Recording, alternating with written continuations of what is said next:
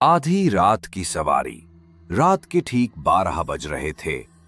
ठंडी हवा के झोंके स्टेशन के हर कोने में गूंज रहे थे। शिवनगर रेलवे स्टेशन, जो दिन में भी वीरान रहता था, उस रात बिल्कुल सुनसान था।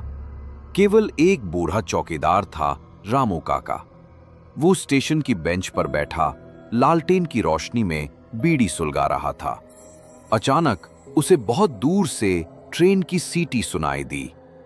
अरे, ये कैसे हो सकता है? रामू काका बड़बड़ाया। आज तो कोई ट्रेन शेड्यूल में नहीं थी।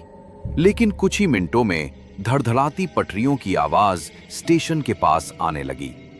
चारों ओर ठंडी धुंध छा गई। लालटेन की लौ डगमगाने लगी।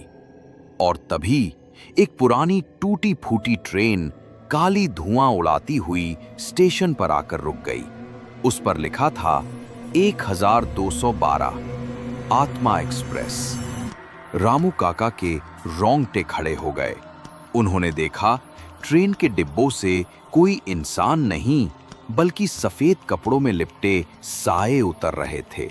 उनकी आंखें कोयले की तरह काली थीं और पैरों की जगह गहरे घावों से टपकता खून था। एक साया आगे बढ़ा। टिकट दिखाओ। रामू काका पीछे हट गए। कौन कौन हो तुम? साया मुस्कुराया और उसकी मुस्कान कानों तक फटी हुई थी।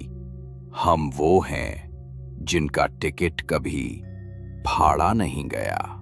इतना कहते ही साया धुएं में बदल गया और ट्रेन से दर्द भरी चीखों की आवाजें आने लगी, जैसे सैकड़ों आत्माएं एक साथ रो रही हों।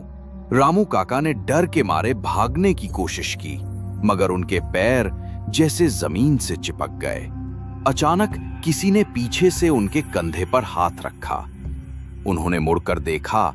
वो एक महिला भूत थी, जिसने फटे हुए शादी के जोड़े में खून के धब्बे थे।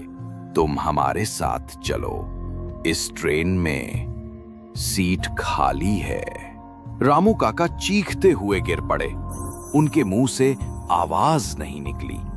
महिला भूत ने उनका हाथ पकड़ लिया और जैसे ही उसने खींचा, रामू काका गायब हो गए। सुबह जब सूरज निकला तो स्टेशन फिर से वीरान था, लेकिन उस बेंच पर जहां रामू काका बैठे थे, वहां सिर्फ उनकी टोपी और लालटेन पड़ी थी।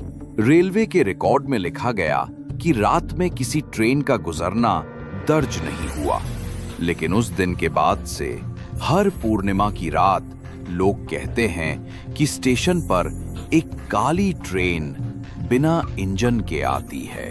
उसके डिब्बों से धुआं नहीं, बल्कि चीखें निकलती हैं, और जो भी उस ट्रेन को